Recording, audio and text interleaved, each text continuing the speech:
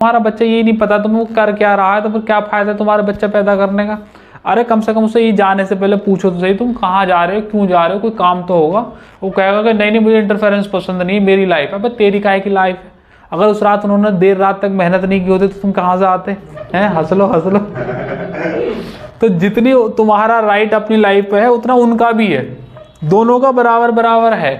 तो जब दोनों का बराबर बराबर, दोनों को इक्वल राइट्स होने चाहिए। बस उन्हें बता के जाओ कि भाई मैं वहां जा रहा हूँ। उनकी भी जिम्मेदारी बनती है कि वो पूछे कि वहां क्यों जा रहे हो, क्या वजह है। बाकी करने दो से जो अपना काम कर रहा है, लेकिन पता तो होनी चाहिए कि क्या कर रहा है।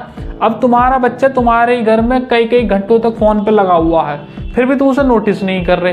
तो आने वाले दिनों में अगर ऐसी घटनाएं हो रही हैं तो तुमने ही तो उन्हें जन्म दिया है। तो घटना तो बहुत बुरी है ही, घटना तो होनी ही नहीं चाहिए थी। फिर भी कोई किसी के बीच में लड़ाई हो जाए, कुछ भी हो जाए, तो मारने का राइट तो कोई नहीं किसी को देता है, गवर्नमेंट भी नहीं दे रही है।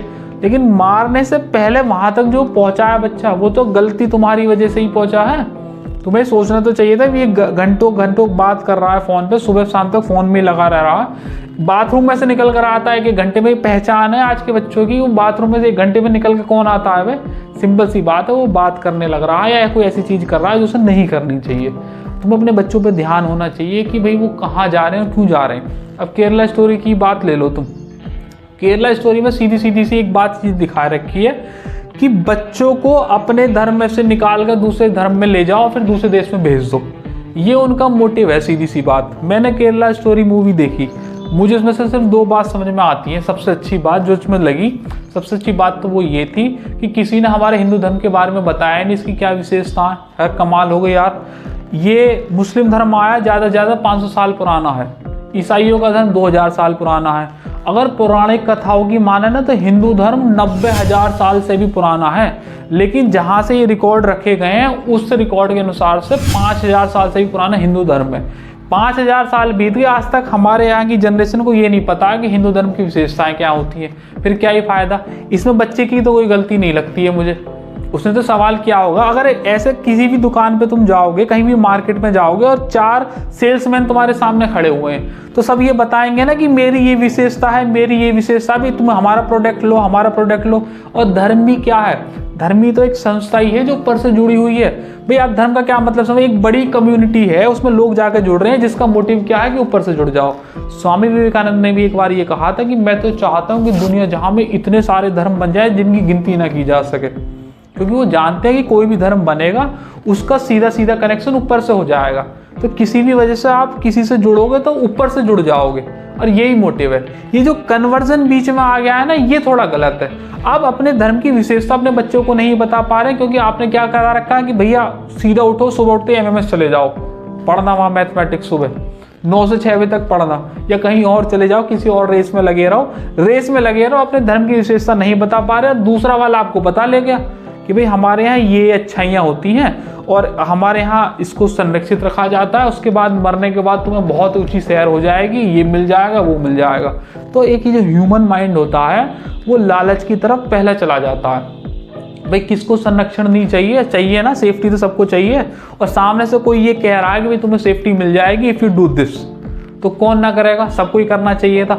अगर वो ये कर रहा है तो तुम्हें भी तो अपनी विशेषता बतानी चाहिए थी। कम से कम अपने बच्चों को तो बता के ही रखो। और किसी के बस की नहीं तो हम बनाएंगे हिंदू धर्म की विशेषता क्या होती है, हम बताएंगे एक वीडियो में कि हिंदू धर्म की विशेषता क्या क्या है, उसमें देख लेना, आपको पता चल जाएगी। 5000 वर्षों में इतनी सारी चीजें हो गई हैं कि हिंदू धर्म में कोई विशेषता ही नहीं होगी। अच्छा, केरल का जो लिटरेसी रेट है वो 93% से भी ज्यादा है। अब केरल वालों की स्टेटमेंट सुन लो, वो ये कह रहे हैं कि यहाँ तुम अपने बच्चों को हिंदू ही बनाए रखो, बस ये एक बहुत बड़ी बात है।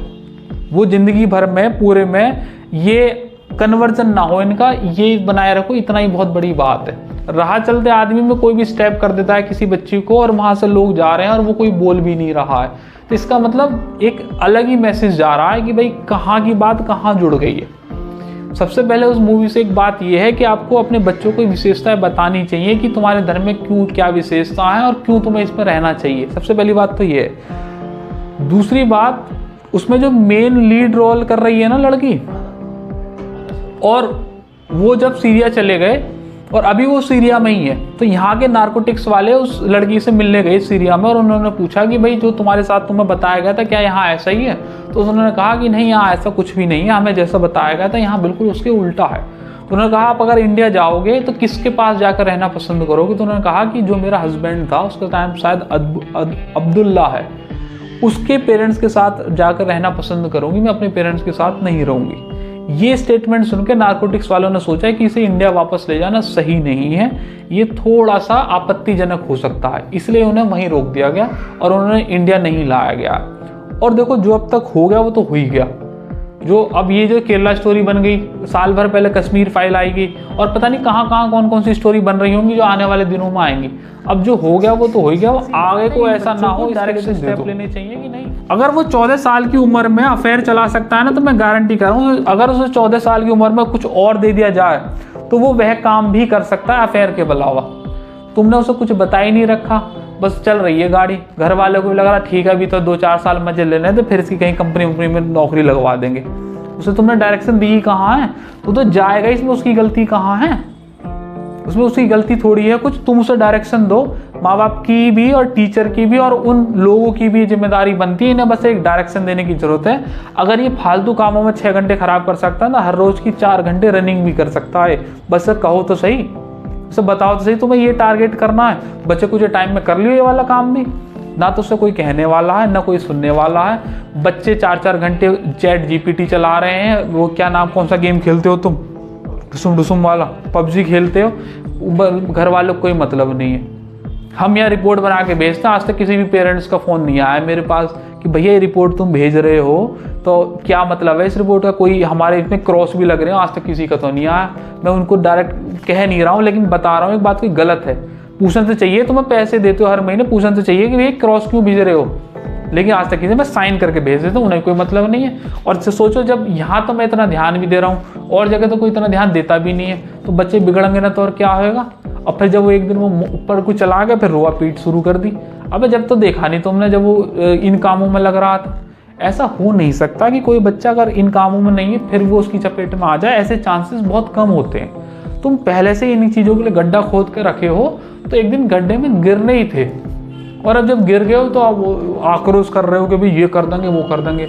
आपकी जिम्मेदारी बनती है कि तुम्हारा बच्चा कहीं भी जा रहा है तो उससे सिंपली पोलाइटली एक सवाल पूछो कि बेटा आप कहाँ जा रहे हो और क्यों जा रहे हो और कब तक घर पे वापस आओगे। अगर वो आपसे पैसे मांग रहा है तो आपसे पूछो कि आप बेटा इससे पैसे क्यों मांग रहे हो, इसके से तुम क्या काम करने वाले हो। उसको आज़ादी देनी चाहिए लेकिन इतनी लिमिट तक कि वो लौट कर वापस आ सके।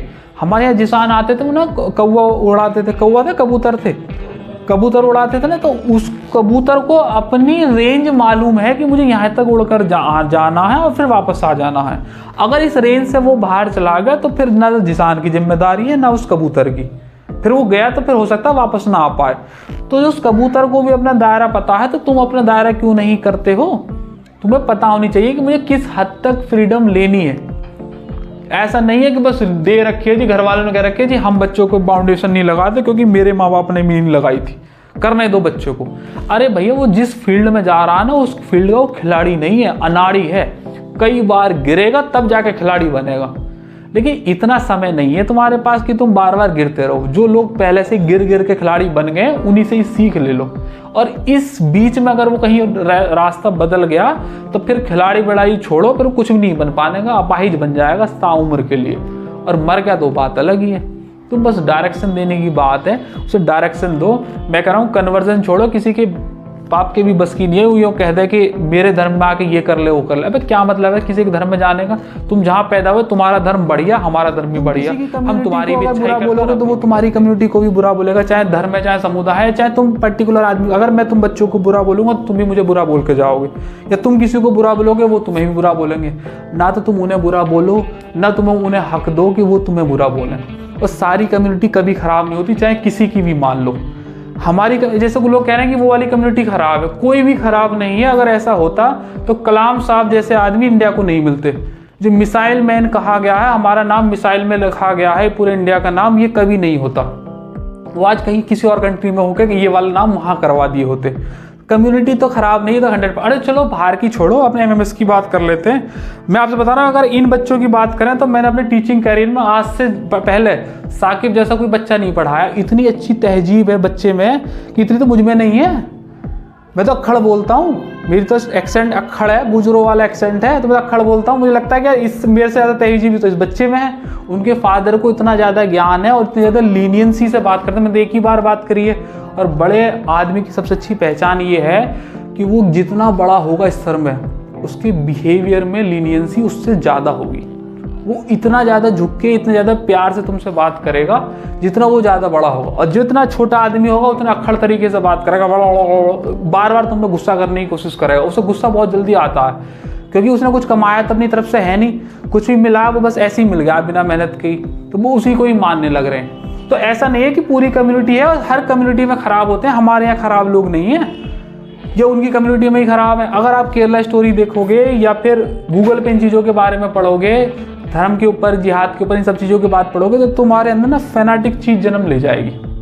अरे नहीं, ये तो गलत चीज़ है, ये तो मार देंगे, ये कर देंगे, क्योंकि रिप्रेजेंट इस तरीके से किया हुआ है। जबकि ऐसा नहीं है कि पूरा का पूरा कम्युनिटी खराब है, ऐसा बिल्कुल नहीं होता और कहीं भी नहीं होता। जहाँ खराब है तो सब हिस्से थोड़े थोड़े खराब है, थोड़े थोड़े हिस्से सबके ही खराब होते हैं। हर एक घर में एक आदमी ऐसा होगा जो घर का नाम डुबाने पे ही लगा रहता है, एक ऐसा भी होगा जो घर का नाम उठाने पे लगा रहता है। मोहल्ले में भी 4-5 ऐसे होंगे जो खराब करने पे लगे हुए होते हैं। पूरे शहर में भी कुछ लोग ऐसे होंगे, पूरे देश में, प्रदेश में, पूरे वर्ल्ड में भी कुछ लोग ऐसे होंगे जो इस दुनिया को खराब करने पे लगे हुए हैं, कुछ अच्छे करने पे लगे हुए हैं। तो ऐसे कहीं से भी कोई रिपोर्ट पढ़ के ये मान लेना कि नहीं ये कम्युनिटी पूरी खराब है, ये गलत है। क्योंकि हमारा तो लाइव एग्जाम्पल है। मुझे तो सारे बच्चे एक जैसे ही दिखाई देते हैं। मैं तो ये नहीं देखता कि मुस्लिम का या हिंदू का या इसे पढ़ाना अच्छे तरीके से, इसे बेकार तरीके से पढ़ाना। अब उनके घर का अन्न नहीं खाया हमने, उनके घर जाके चाय नहीं पी है, तो फिर वो खराब कहाँ से हो गए? हाँ, कुछ दब का खराब होगा तो सबके यहाँ ही खराब होता है। हमारे यहाँ भी देख लो, ऐसे एकदम मिलेंगे तुम्हें ऐसे। किसी को अगर तुम्हारा प्रोडक्ट लेना ही होगा तो वो अपनी बुद्धि का इस्तेमाल करके ले लेगा ना। तुमसे ज़बरदस्ती इम्पोज क्यों कर रहे हो कि नहीं ले ले ले ले। और अगर ले भी रहा तो इसमें भी तो गलती तुम्हारी है कि तुम तो अपने प्रोडक्ट की विशेषता बता नहीं रहे हो। तुम तो ये कह रहे हो कि भैया बस ठीक है जैसा चल रहा है। सामने वाला बता रहा है कि मेरे अंदर ये क्वालिटीज़ है और भैया तुम्हारे लिए ये होगा। बेशक वो झूठी बोल रहा है, सिर्फ बता तो रहा है, लेकिन ह्यूमन माइंड तो ऐसा होता ही है कि वहाँ फिसल जाएगा और वो निकल जाएगा उसकी तरफ को। तुम भी अपने हिंदू धर्म की विशेषता बताओ, पहले दिन से ही बच्चों को बताओ कि भाई इनकी क्या विशेषताएं, और हम बनाएंगे वीडियो हिंदू धर्म के ऊपर, फिर देख लेना हिंदू धर्म की क्या विशेषताएं होती है। और जिसने बना रखी होगी वो भी बतावे, पता चल जाएगा कि हिंदू धर्म में पैदा होने के क्या फ़ायदे होते हैं।